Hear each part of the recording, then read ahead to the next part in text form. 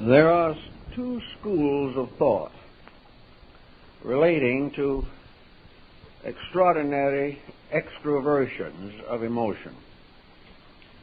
One school teaches that the individual should correct these things in himself and not burden society with them. The other school, which has a large following today, takes the ground that whatever we feel, we should say. If we don't like something, we should complain bitterly. And if we regard ourselves as injured or abused, we should retaliate in every way possible. This is sort of extroversion. A good example of it is the modern terrorist movements in various nations. They are the ones who feel that a complaint should be aired in its full meaning and dignity. This may be a way that appeals to persons who are not especially thoughtful, but I think that the wiser part of mankind has always explained the matter as something that should be worked over, contained, and transmuted within the life and character of the person himself. Now, there's no doubt in the world that the temptations to be unpleasant or unhappy are numerous. They are, so to say, initiations or tests. Our weaknesses are the primary reason why we're here, because, as the ancients certainly considered it, this world is a place of testing. It is a sphere in which we have the privilege of exhibiting the best of our own conduct, and most of all, the privilege of solving problems without unusual disturbance. Actually, to many folks, the problem of anger is one of those difficult pressures of the personality which are difficult indeed to transmute or to control. When we are unhappy or angry, critical, condemnatory, self-pitying, the whole of our libido flows into these attitudes. We seem to have no resistance to them. We feel as though a pressure greater than we can control is operating through us. And because of our psychological orientation, we feel that these pressures, or this pressure, is quite proper, reasonable, and appropriate to the situation. Usually when you discuss a problem of disposition with a person in difficulties, and he tells what he has done, and you explain that that was not the wisest way he could have handled a situation, he looks at you very innocently and says, well, I just can't help it. And most of our troubles, to a measure at least, come under the conviction that we just cannot help being ourselves. Now, it's somewhat difficult to assume that ourselves, in the best sense of the term, have bad dispositions. They do not. The internal life of man is sustained by law and order. The person themselves is never in a condition in which they cannot control their own feelings. That is, unless a distinct pathology exists. The real answer is that self-discipline is a tedious frustration of our feelings. We do not like to assume that it is our responsibility to act better than we feel. But the answer, of course, lies in the control of the way we feel, and not a control of the tongue or of some external factor of communication. We have to realize also that all dispositional inconsistencies are penalized. No matter how we approach the situation, it becomes obvious that nature wishes us to have good dispositions. And if we fail to meet nature's wish in this matter, nature has a way of enforcing its attitude or its policy in connection with human life. The body itself, the physical body, is usually the primary victim of emotional intemperance. The body is damaged by any unreasonable, stressful, negative expression of emotion. Now, nature tells us in a very simple way that this damage is inevitable, regardless of the motives which are impelling a wrong attitude. We may feel perfectly confident that our position is correct, but if our disposition is not under control, various after effects are very serious. For example, a person who has high blood pressure and a bad temper is compounding a difficulty. Under the stress of emotion, the high blood pressure can result in irreparable damage to the heart or the brain. The fact that the emotion seems to be justified does not prevent the damage. Nature, therefore, is not to be bribed by some apology, by some personal interpretation of feelings which are contrary to natural law. The law of nature is very simple and direct. Human beings must live together in peace or perish. This is obvious on a political level. It is obvious in the psychological pressures of nations, and it is equally obvious in the home or within the actual physical structure of the human being. Nearly all of the discordant political factions that are disturbing us today feel that they have legitimate grievances. They have been wronged, injured, slighted sometime along the way of history. Sometimes the damage was done centuries ago. In other cases, it appears to be contemporary. But whatever be the historical background for the situation, the fact remains that any failure of internal composure is likely to thrust a major disaster upon mankind.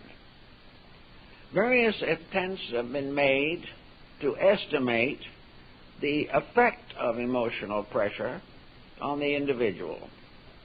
Delicate mechanisms are now available in which these pressures can be recorded, estimated, and diagnosed.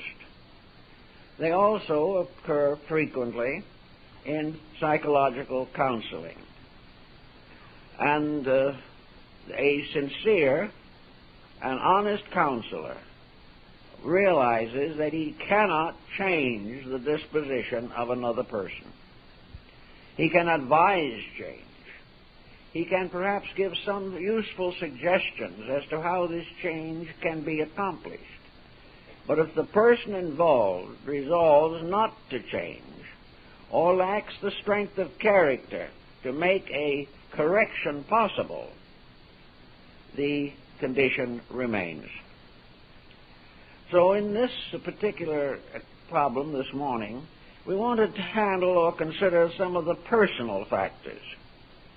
We can see the larger picture around us, where enmities, antagonisms, jealousies, mutually justified, have carried us into the brink of a disaster. We must find the same situation within ourselves. It has been assumed with some validity that the average person is born with a good disposition. Small children are, for the most part, delightful little creatures. They live in a world of wonders beyond our comprehension. They have an internal life which is difficult for us to estimate or understand. Occasionally, by nature, we will get a personality that is congenitally difficult. But for the most part, the small person is amenable to reason and wishes to live pleasantly and happily. What happens then to make this increasingly difficult? Obviously, the first immediate experience of the child is in the home. If the home is discordant, if the relatives are at swords' points with each other, if the home contains a vast amount of complaint or one intensive complainer, this certainly works a serious hardship upon the child. Research indicates that under such circumstances, the child naturally and inevitably rises against discord. It is expressed through tears, sometimes by hysteria. It is also a reproachful attitude of the child toward those around it who are actually unpleasant. After a certain time, however, the child receives a series of disillusioning experiences. The child discovers that its effort to create peace is totally misunderstood. The contending persons may turn upon the child. They may punish the child for trying to arbitrate the difficulties of its parents. At the very best, the child is indoctrinated with the realization that these difficulties are inevitable, that the child growing up will face them also, and that there's no way of solving the problems except on some kind of an intellectual or emotional battlefield. By the time the child is fully indoctrinated with this concept, the character has already been damaged. It becomes adjusted to the inevitability of complaint, that the individual must complain his way through life. Also, it is witness to a gladiatorial combat of wills in which there is a tremendous battle of one mind against another. Sometimes this battle is very obvious, sometimes subtle.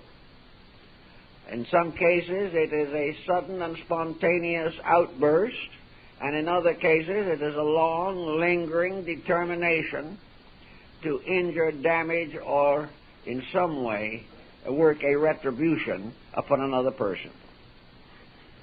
Starting out with this environment, we can see why the average individual does not develop in early life those resources which would protect it against the emergence of destructive feelings and attitudes from within himself. The beginning, naturally, is in the beginning of life itself.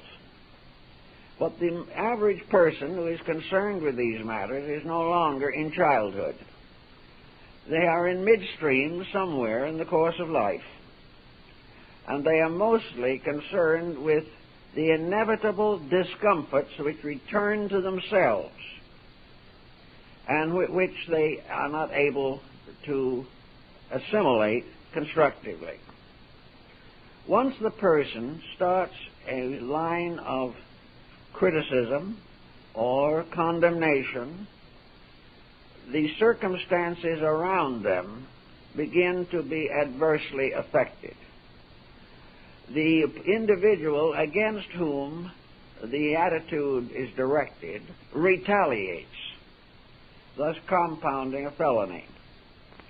Retaliation is also considered to be quite natural, quite normal, and almost inevitable. But it is only almost inevitable because the average individual is not developing the normal resources with which he has been endowed. It is inevitable for the person on the level of his own action to act differently from the way he reacts to circumstances. But it is always a privilege and an opportunity to rise to a better level by which these difficulties can be arbitrated successfully. So we have in all of this type of situation to consider with the greatest care how nature handles the matter. That's the first consideration. Nature is sometimes subtle, but usually rather obvious. Nature simply rewards the bad disposition with that type of circumstance to which it is properly entitled. In other words, it surrounds the individual with increasing difficulties arising from within the person himself, distributed through his environment and reacting back upon himself. It seems, therefore, that the dispositional factor is part of a vicious circle of consequences.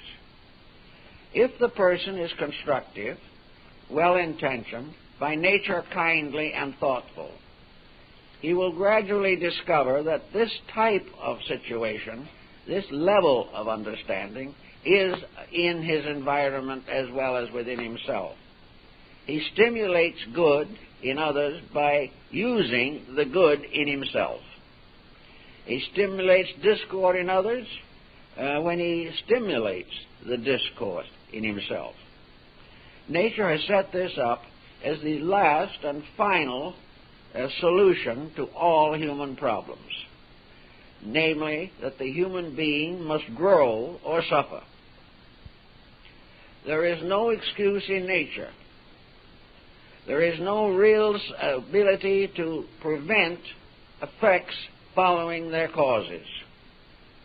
And wherever an emotion is set in motion, the effect will be consistent with the emotion itself. A series of negative thoughts will not produce a positive end. A series of destructive attitudes will never lead to peace. A continual pressure of immaturity within the person will only accomplish maturity as a result of pain. All these things being true, nature sets the stage. Nature tells us what we can do and has given us great codes of law and revelation to guide us in this search for internal integrity. We have the Golden Rule. We have the Sermon on the Mount. We are told in all religions to not only love our friends, but to do good to those who despitefully use us. This last part is not so frequently quoted, because in many instances where the person claims to be devoutly religious, he never can quite get around to forgiving his enemy. If we go a little further into the matter, and we recognize that this is the way that nature works, then we begin to study the forms of punishment, which nature affects or inflicts upon those who disobey its rule. A bad disposition, or lack of control, nearly always becomes habit-forming. Very few individuals in the course of life have only one bad moment. These moments increase gradually as we permit them to dominate our attitudes. What it might be at first a brief hysteria or a sudden and dynamic conflict becomes a policy. Little by little, the whole mind not only nurses its grievances, but begins to look for more grievances. Not satisfied with the difficulties that it has, it goes out and discovers or invents further difficulties. By the time a person with a bad temper has indulged this for, say, 20, 30 years, it is no longer a person with a bad temper. It is a bad temper to which a person is appended. The temper becomes the important factor. It is the temper that becomes alive. and the person becomes only a servant of it. As we go along watching these procedures, we are forced to recognize that these intemperances begin to pile up and become policies in ourselves. I know cases of people who have come to me who admit under pressure that they have wrecked 3 homes with their own bad dispositions. They knew what caused it, or at least had a theoretical concept of it, but the new home went the same way. They were never able to actually vitalize remedy. They vitalized the difficulty, but never the solution. So we find that anger begets anger. It becomes more common. And the individual who tries to extrovert through this type of emotion finds that he is called upon to do so more and more frequently. And he can become an addict to his own disposition, with damage to all concerned. Another problem that arises is the inevitable reaction of vibratory pressures within the person. Attitudes are rates of vibration, by means of which the normal rhythms of the body are overdeveloped or depressed. The individual has a normal, proper heartbeat. If he is highly depressed, the heartbeat is afflicted. If he becomes excited, particularly destructively, the heartbeat is overstimulated. Now, there are times and moments when stimulation may be benevolent. The individual falling in love certainly passes through a strong emotional pressure. But this pressure is supported by nature. It is part of a plan for things. It is not inordinate. It is controllable. It gradually subsides if it's excessive.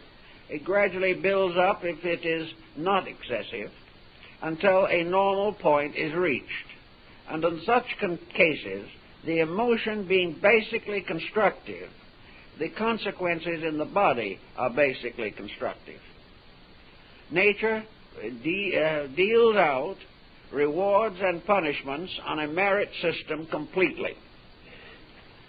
On the side of the depressant person or of the extrovert on negative situations, the vibratory rates are confused, broken. The rhythms become dissonant.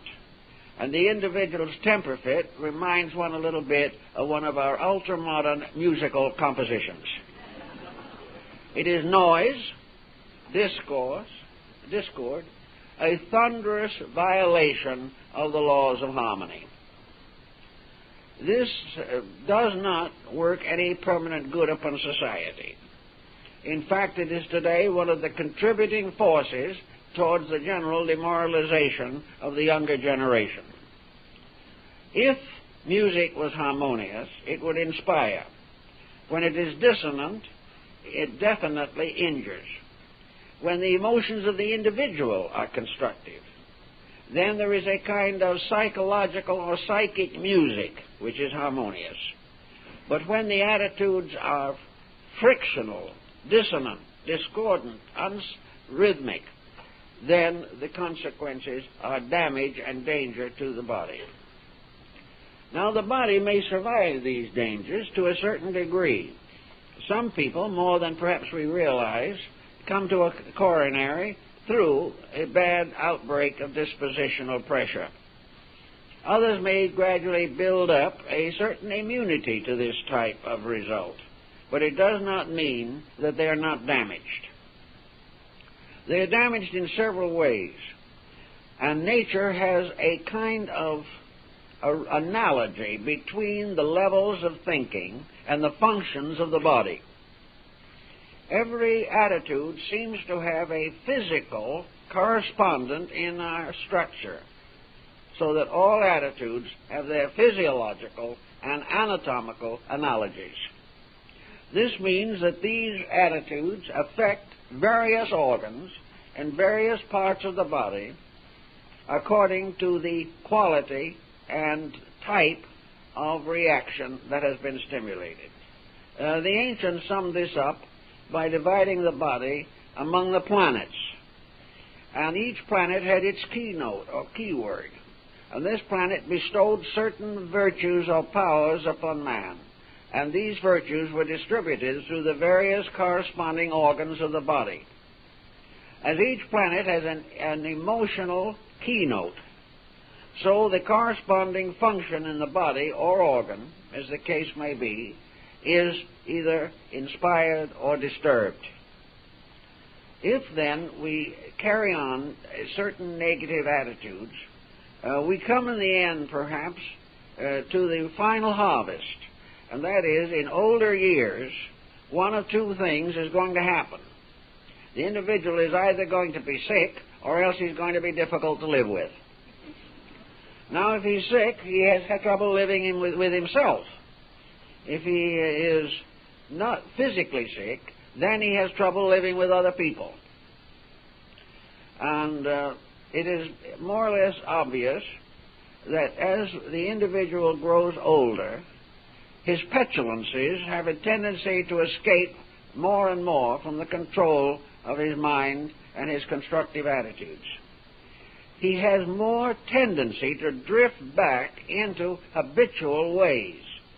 If he has been a critic all his life, he will become a greater and more intensive critic as he grows older.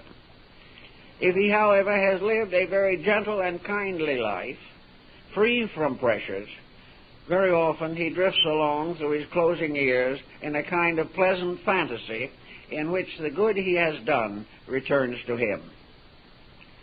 This type of reaction is important. It's not so important to the teenager or the person in their early 20s, but the person who must live with the consequences of the effect of disposition upon function sometimes has a rather bad time of it. And even under the best conditions, with the complete patience of other people, there is loneliness, there is a certain kind of isolation, there is a failure of friendships, there is a more or less fatalistic sense of despair that arises as the consequence of living out an inadequate psychology of life. Now, one of the basic remedies, of course, for all of this is religion. Religion, by its own nature, is twofold, and we must try to understand that where religion is an inclusive spiritual conviction that deals with principles and the proper manifestation of these principles, it is the most constructive force in the life of the person. If his religion, however, is in conflict, if he is more or less a religious fanatic, if he limits his spiritual viewpoint to some inadequate creed which demands nothing of himself except allegiance, he will then perhaps gain nothing and even lose some of the values he would naturally have. Religion, in substance, then, gives the person a relationship with life. A truly religious person who believes in God cannot believe in violence. He may feel, of course, that in nature around him there is violence. But he must also realize that because within himself there is a divine principle, that it is not necessary that he accept violence as a way of life or permit it to emerge from himself as a way of character or living. Actually, faith in a divine principle of good has a strong tendency to transmute the feelings of personal grievance. If God is in his heavens and the God in man is normally functioning, the individual has no need to fall into despondencies or irritations or aggravations or recriminations. He has a right to recognize that there is a divine plan And religion is truly obedience to that plan and not membership in a sect. And if the religion says, love your neighbor, you love your neighbor. If religion says, love your enemy, you love your enemy. But usually at this point, piety breaks down. The individual cannot resist the inclination to return evil for evil. As the old Greeks pointed out, an evil plus an evil equals two evils. They do not in any way neutralize each other. This being true, the whole thing seems to come right back to the fact that we should sit down and say to ourselves, do I want to be happy? Had I rather be happy than miserable? Had I rather be loved than either feared or hated? I would rather be a good friend to my own family and to the families of others than a competitor, one way or another trying to be a domestic politician. Would I rather have good health in which to enjoy my years, or would I prefer to see my health gradually disappear? And if I have good health, in spite of a bad disposition, do I want my life simply to be longer in order that I can have the bad disposition a little longer? These are decisions that each person has to make. They cannot be made by another. But nature gives us inspiration to make the constructive decisions. The poets, the philosophers, the mystics of all time have described in words and visions the good way of life. And in all instances, they have declared that the real way is peace. Peace in yourself. Peace on earth and goodwill to men. Goodwill to others is, of course, almost always under the pressure of anger. When we become angry, goodwill to others evaporates. And we live very largely for that triumphant moment when we have had a victory over an adversary. People who win a negative debate sometimes have the most happy look on their faces that you can imagine. The jaw sets a little bit, the eyes sparkle, and the individual has won a fencing match. What he has done to the other person is of no concern to him, because whatever they got out of it that wasn't pleasant, they deserved.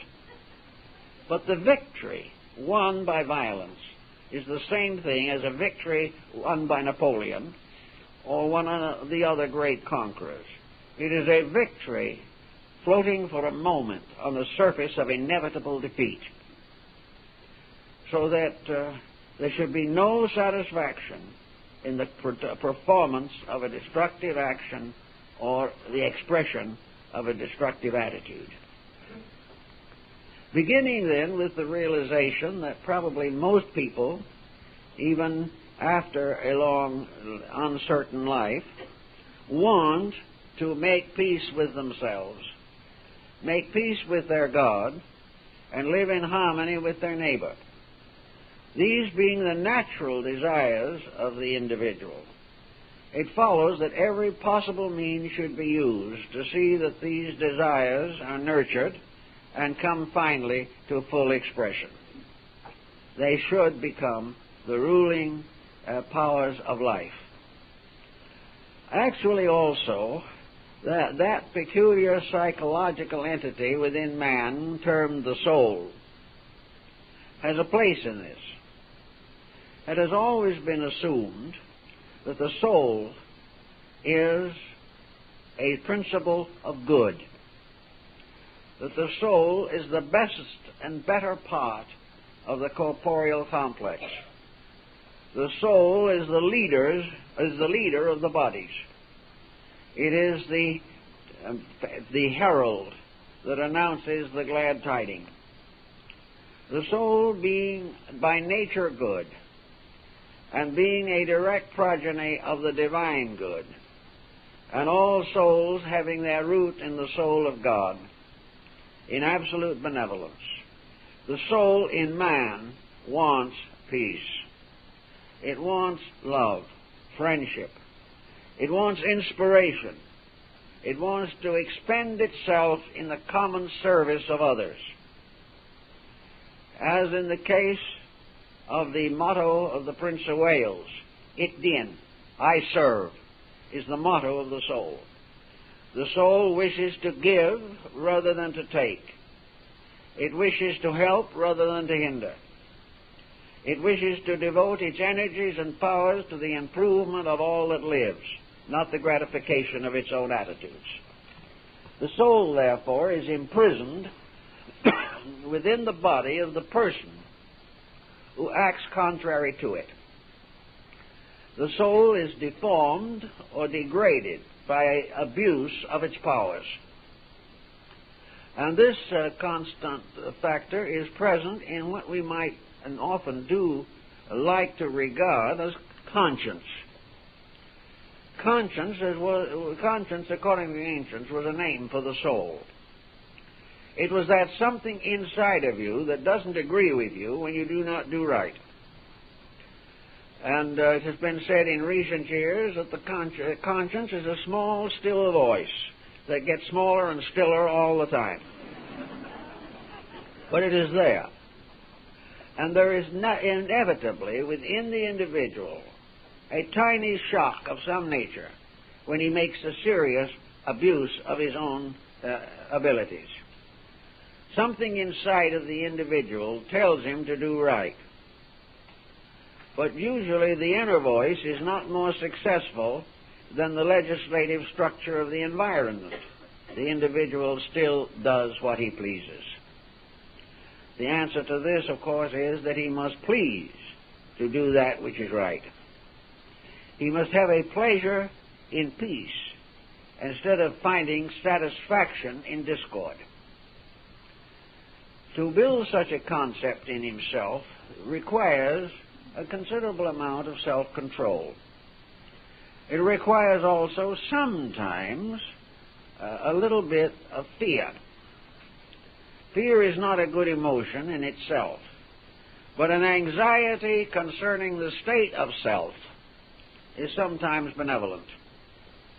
When a person begins to realize that what he is doing is getting him into increasing difficulties, and he proceeds along the way, certain anxieties arise within him. He likes to push these anxieties away, always transferring responsibility to something or someone else. But in the course of time, when the mysterious ills which he has fashioned come back upon himself, he is subject to anxiety. He wishes to find a solution. He is like an alcoholic who has finally discovered that he has a habit that is killing him. Now, an alcoholic who makes this discovery either kills himself because he says he cannot change, or perhaps with the last flash of integrity in himself, joins Alcoholics Anonymous or some other similar group and tries desperately, with the cooperation of other people, to restore his own self-dignity. Now, alcohol, narcotics, things of these kinds are recognized dangers, but it is not realized, usually, that disposition is just as dangerous as a narcotics addiction. Unless it can be tempered and educated, things do not go well. Education doesn't seem to help this situation. The child coming out into the world is taught conflict. He is taught that if it does not fight its way, it won't get there. It is taught to view a competitor as an enemy. Gradually, it also learns that laws, as they are enforced in society, are enemies, because they interfere with his doing exactly as he pleases. So various resentments set in, and instead of realizing that he should be obedient, he glorifies disobedience, making it a symbol of individual achievement. having reached the point where he cares about nothing but himself, he regards his career as well on its way to success. This type of thinking is not being corrected. The philosophical systems of the past that had much to do with this are no longer active.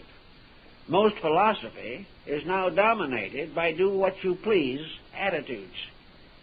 Philosophy is the justification of our mistakes rather than an inspiration toward the correction of them. So the academic systems of today make bad matters worse. And by the time the person goes out into life to assume the responsibilities of living, he goes as a lamb to the slaughter. He goes full of false notions which he tries to live up to. He goes into a conflict with those around him. He has a wrong interpretation of marriage and a wrong interpretation of parental responsibility. He is living forever to do as he pleases. But life that is valuable is not a life of infinite opportunity alone, but a life of continuing responsibility. Very often dispositions resent responsibility. They do not want to curtail the satisfaction of their personal attitudes or the continuance of dominant habits. But unless these are controlled, unless these are corrected, life is not going to be successful. How we can work with this problem, wherever it shows up, is almost always an internal experience. There are many cases, for example, where an agnostic or a person with very little religious background has become variously dominated by strong religious experience. The transforming power of a mystical experience is difficult to overestimate. The individual, having a flash of light from within his own soul, very often can change and mend his ways. Some of the greatest saints in the hagiology were among the most prominent sinners of their time. But something happened. Now, what happens usually is a head-on collision with tragedy. It is something by which the individual, going along his way, selfish and thoughtless and careless, suddenly confronts an issue that moves him to his very foundations. Something that he cannot cope with by the shallow thinking or feeling that he has had during life. An example of this is the case of a very nagging couple in which the nagging went so far that one member of the team took the attitude that they were completely empowered to dominate the life of the other. Then suddenly the dominated person died. This was a very critical moment because the survivor did care for that person who passed on, but became more and more obsessed with the belief that they were responsible for his death. They looked back upon all the nagging, unpleasant things they had done. They came to me and told me of the selfishness which had dominated their relationships. How this survivor was the one who always got their own way and was thoughtless, and that when the deceased was ill, they assumed it was imagination and would not even have proper medical care. The other person had to be wrong. Then suddenly the other person left. And the whole weight of many years of wrong relationships fell upon the survivor. The result was cataclysmic. From that time on, the survivor tried in every way possible to make amends. They could not do anything for the one who was gone, but they tried to live a better life in memory and honor of that person who was gone. And they became a very valuable servant of society, making many important contributions to common good and welfare. This was the startling, the critical experience.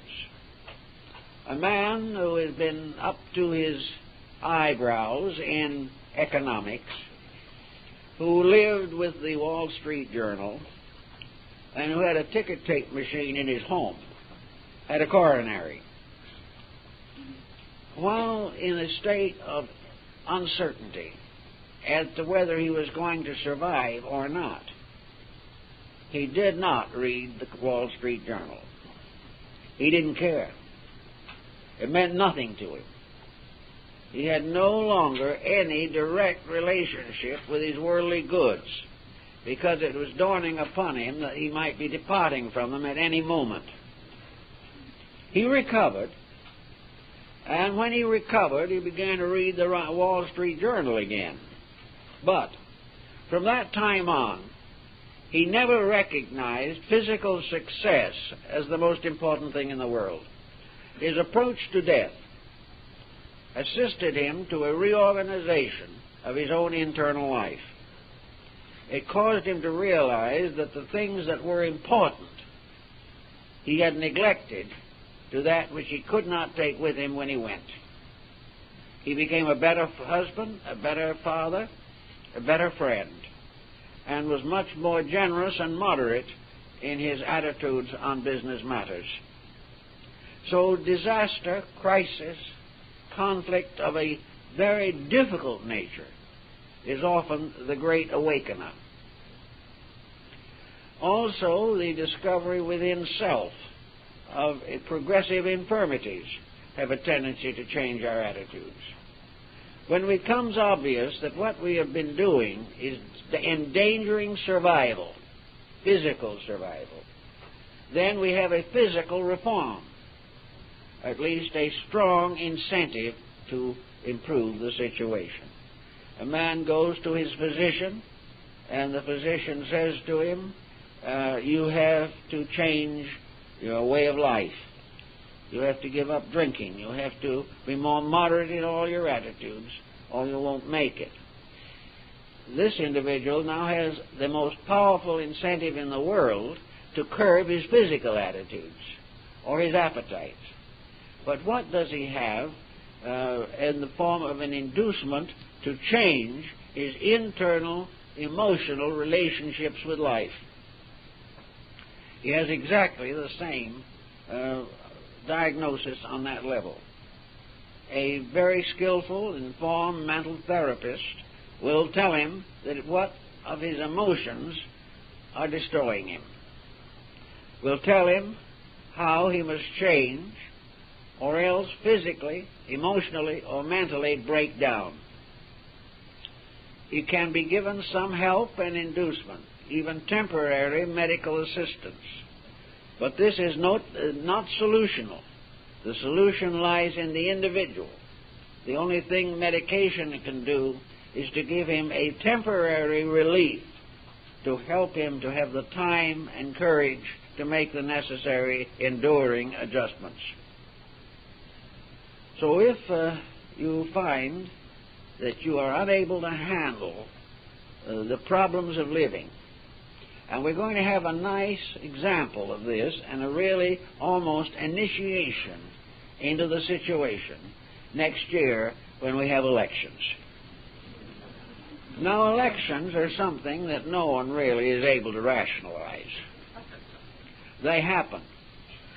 Sometimes more or less equivalent to earthquakes, sometimes equivalent to fires, often similar to pestilences. But they happen. And the average individual has no real ability to equate the values.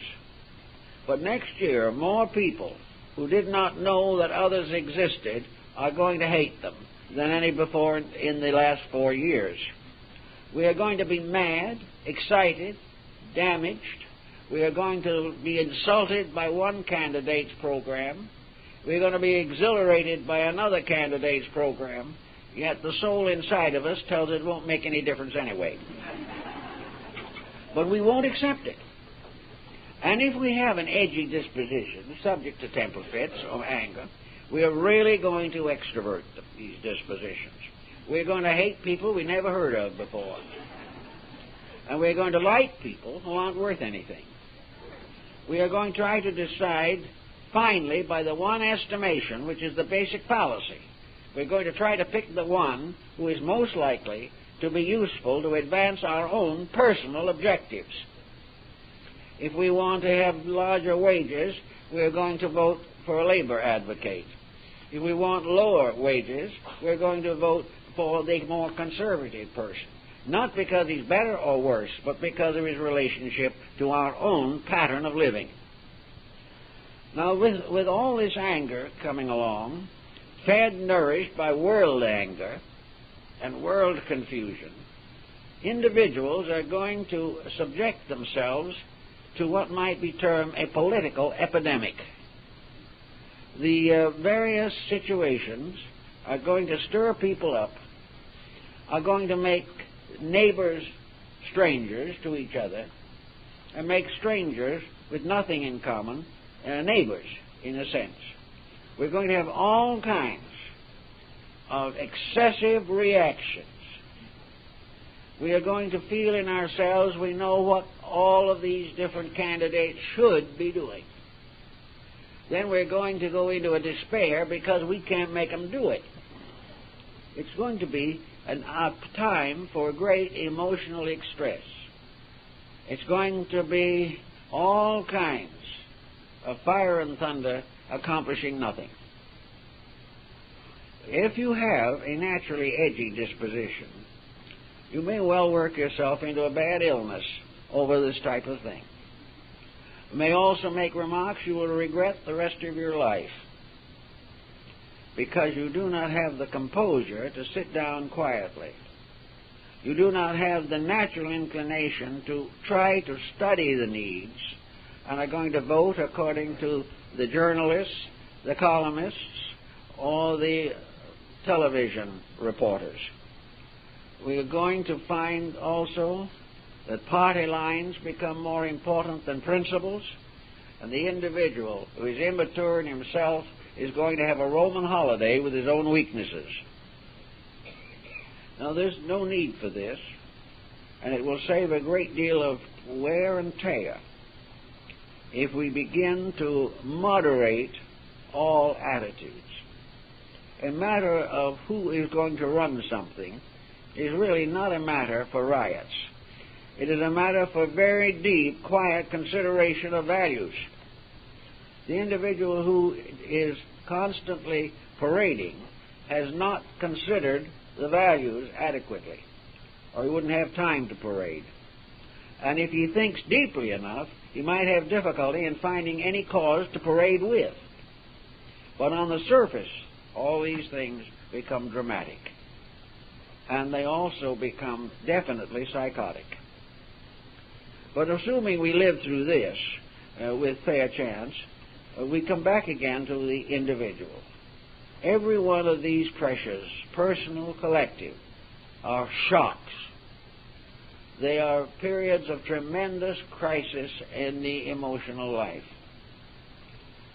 So I think it would be very good for the person who has this type of attitude and is always wanting to do something strenuous, should begin to rechannel his own resources. You cannot serve two masters at the same time. You cannot serve your own weaknesses at the same time you are performing constructive actions.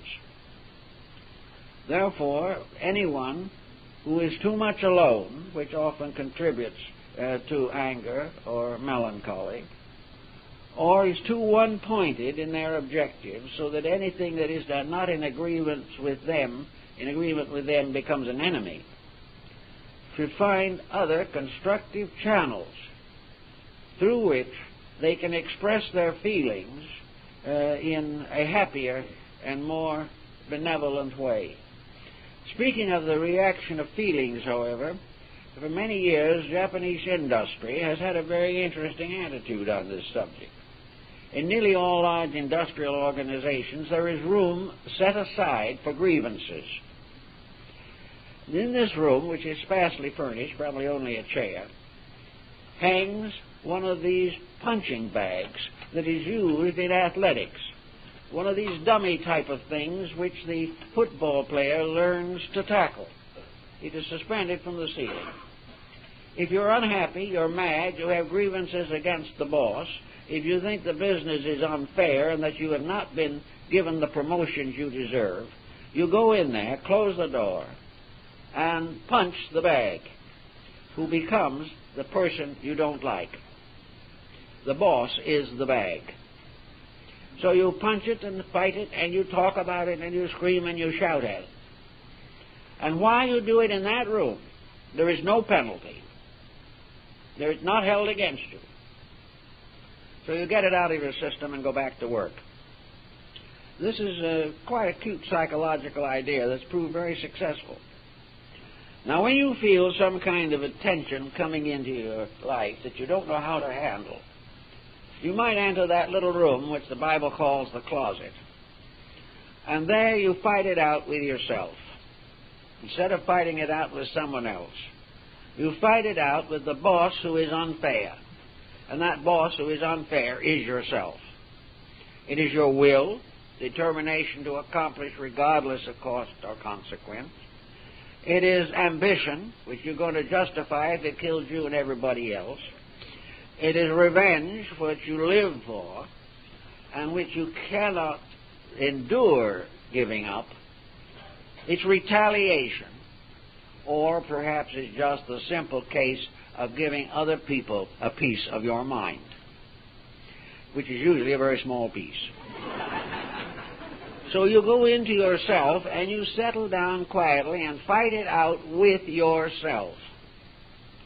Now, you're going to find when you do that, however, that the battle is not as complicated as it seems. Because in the self in you, the spiritual overself, is not going to fight. You can batter it around as much as you want to. It simply remains there. It's like the little Zen figure of Daruma, the little weight that no matter how often you tip it over, always bounces back. The adversary does not, in this case, does not retaliate. It lets you fight it out until you gradually come to realize that you are fighting a shadow, that the thing that you're fighting you cannot win. It is something too deep, too mysterious, too powerful. It is something that with one slight stroke can kill you. For if that heart, which is dependent upon life, stops, you're through, regardless of all the controversies you may have. You must leave all your grievances and all your antagonisms behind you, even though you try to perpetuate them in your last will and testament. Actually, when you get in there and work it out with yourself, you punch a few times at your own inner self, and then you get a little tired. And finally, you do what everyone has to do. You give up yourself and get back in line with the truth. It's maybe not a perfect analogy, but it has its points. Actually, inside of yourself, it has to be worked out. And there are all kinds of ways of working it out. All of them requiring one essential value: getting your mind off of yourself. Stop cuddling by using the mind forever to justify your own action. Get your mind working on useful and constructive matters. Instead of regretting the past, build for the future. Instead of damaging the present, improve it. Realizing always that the decision is with you. If you once find it useful, you'll discover also that most people cannot live successfully in solitude. Most people cannot afford to be alone with themselves too long. The ability to be alone with yourself, happy and well-adjusted, is one of the highest levels of philosophical insight, and very few persons have achieved it. To live at peace with yourself means that you must be living in a self that is peaceful. Until that time, when you can really achieve such a dramatic, important change in yourself, it is better to channel the energy which is used for grievances into other channels of activity. It means broaden the horizon, broaden the foundation of your life, increase your interests, find new positive dedications. In this way, relieving stress without damage. The energy behind a temper fit, if properly trained, might make a beautiful painting, or it might compose a great piece of music, or it might go out and help someone who is sick. The energy that's used destructively is the cause of karma. The misuse of the divine power to give life adds desperately to the burden of our indebtedness to life. There are many ways. They don't all have to be great altruistic achievements, but they can be constructive.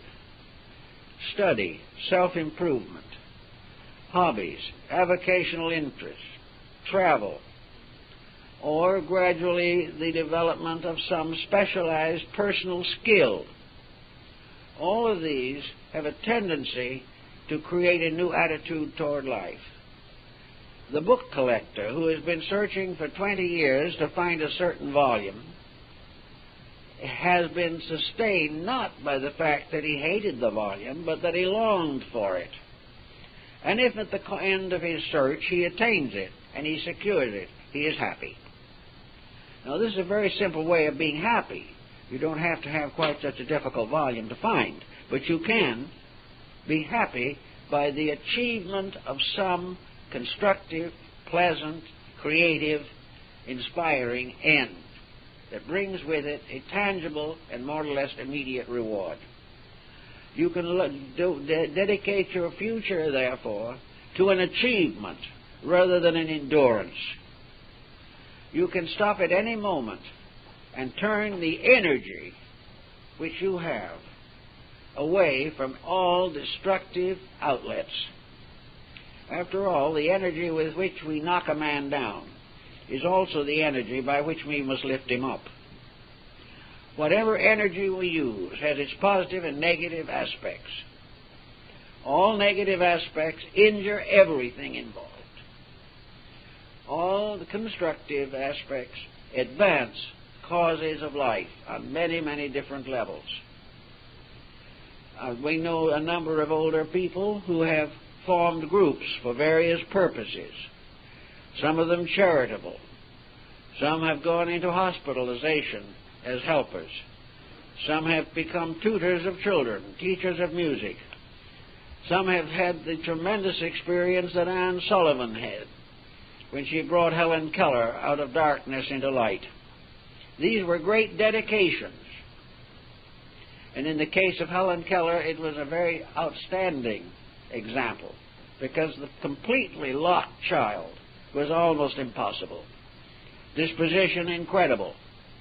Locked away from everything, light, darkness, everything. And yet, under the care of a dedicated person, Helen Keller responded and became one of the most dedicated women of her time, and a tremendous inspiration to other people. If Anne Sullivan had turned when Helen struck her, knocked her down, screamed at her, turned away with resentment, she might have found a little temporary satisfaction, but she lived to have the greatest satisfaction a person can have, the bringing of life into light. So whenever we create antagonisms, we simply deprive ourselves of something. When we perpetuate these feelings, we perpetuate the impoverishment of ourselves.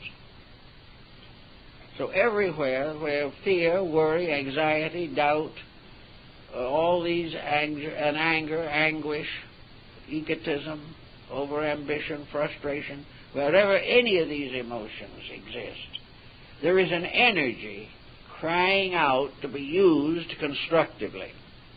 to put to work to do something that makes life better. If you use it that way, someday you will receive the reaction. Something that you have done will become a great consolation to you, a great source of internal realization of achievement in the name of truth. So we have to start by an energy equivalent.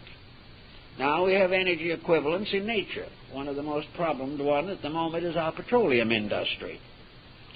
We have been gradually exhausting the supply of petroleum in this earth, which is really a bottle made up of a number of contents. Someday we're going to empty the bottle. But in the meantime, we have wasted this product. We have refused to control the use of it. We have placed our own pleasure and our own comfort above the preservation of an essential natural resource. One of these days we're going to be without it. But even this has its answer. For being without it, we are going to be forced to make adjustments. And these adjustments are not going to be pleasant. It would have been much happier for all concerned if he had anticipated the problem and solved it. Now, in the human being, we have energy. Man is the only creature in nature with mind and renewable energy. Other forms of life, like growing plants and so forth, have renewable energy, but not intelligence renewable energy. We have it. And one of the most important things in life is to find out how to use that energy. It is limited, but it is renewable. And during the course of life, this energy principle is handed down from one generation to another to maintain the works of the world. This energy is our greatest natural resource in ourselves.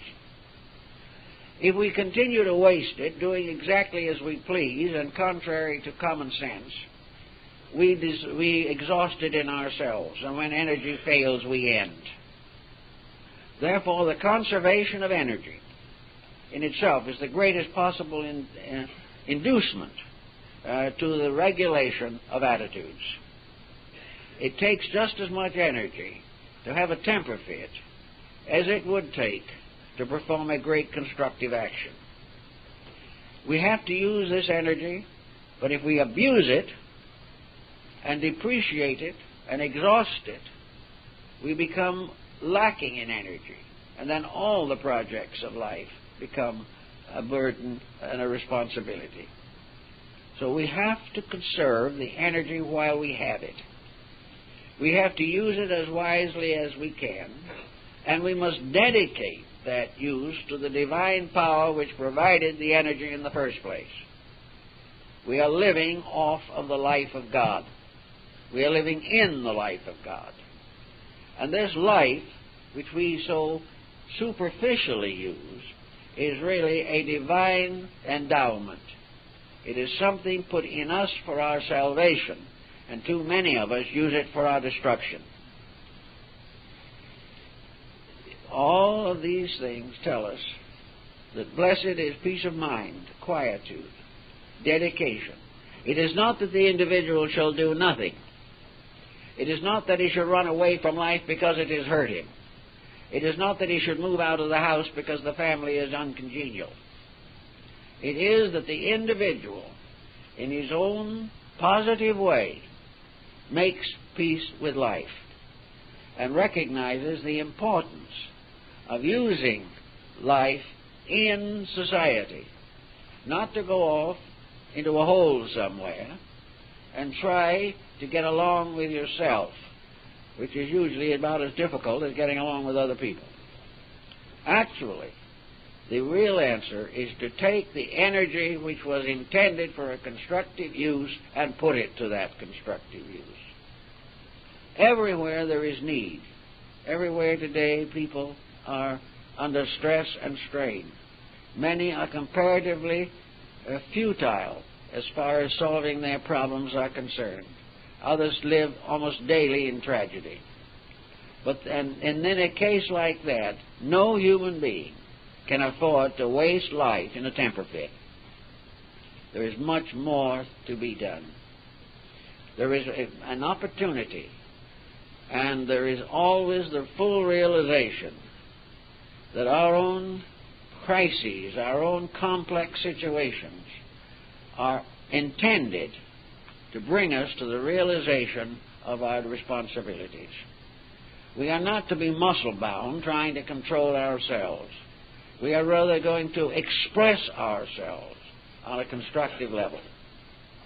We are going to do that which is necessary for our own good and the common good. For if we betray the common good, we will ultimately betray our own.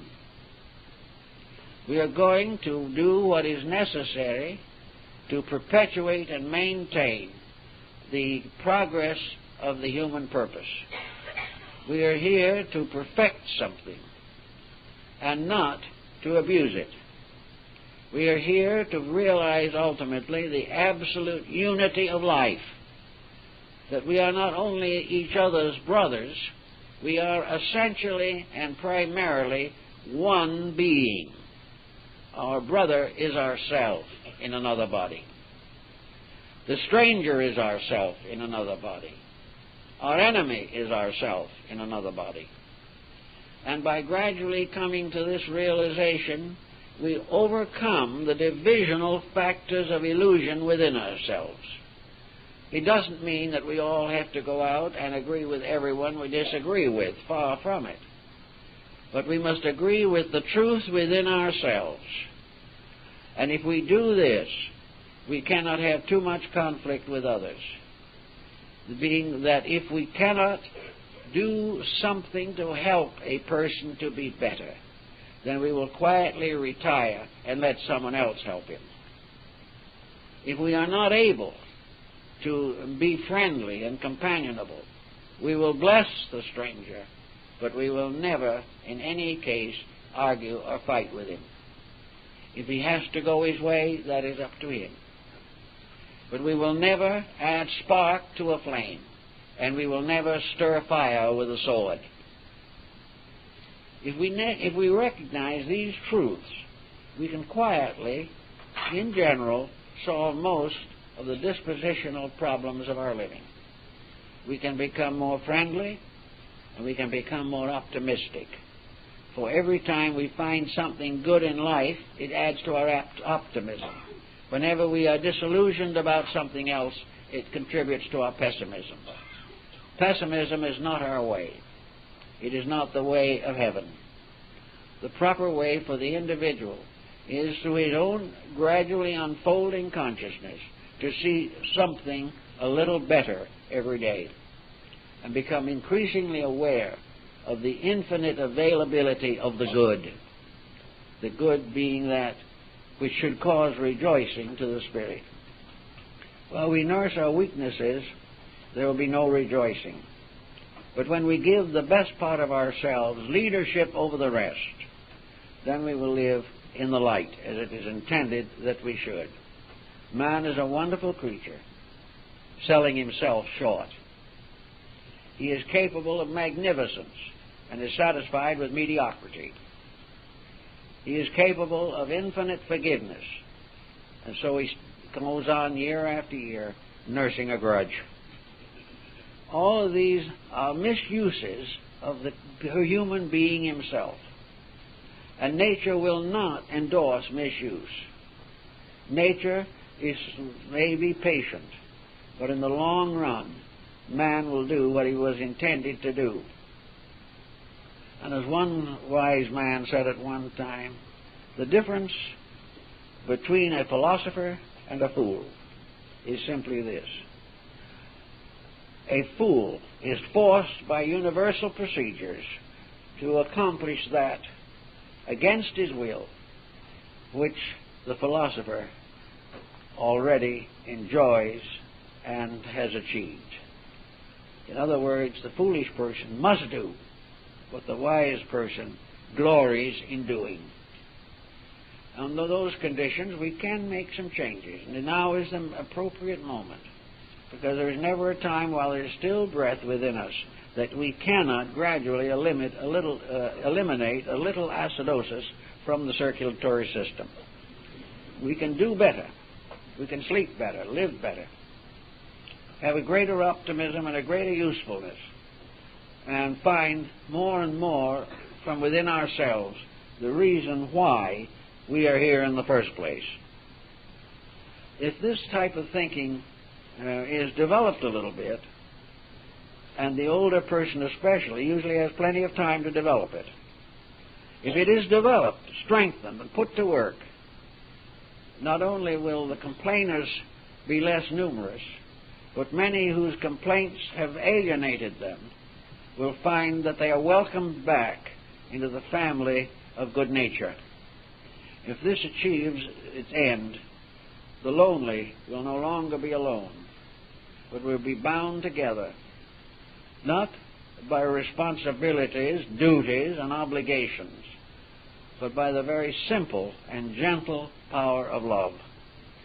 When we get to be lovable, we're loved. When we're not lovable, we're not loved. But everyone can be lovable. Thank you very much, folks.